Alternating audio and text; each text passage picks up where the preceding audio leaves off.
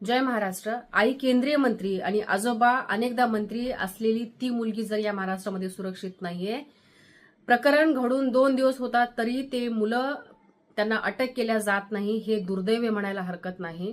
या महाराष्ट्राचे गृहमंत्री आणि गृह खातं इतकं निष्क्रिय आहे हे यातून सिद्ध होत आहे.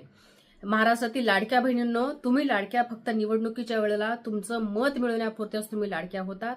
आता निवडणुका झाल्या, आता तुमची सुरक्षा, तुमच्या मुलींची सुरक्षा याची सरकारला काही एक देणं घेणं नाहीये.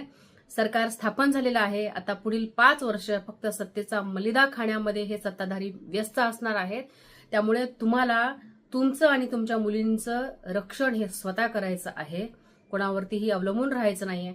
कारण तर रक्षाच्या मुलीचं रक्षण करण्यासाठी सुद्धा जर कोणी येऊ शकत नसेल तर तिथे तुम्ही आणि मी कोण लाडक्या बहिणींनो.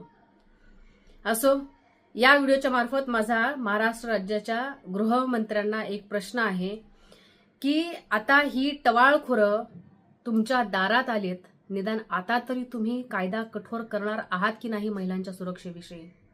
तुर्तास इतकंच. जय महाराष्ट्र.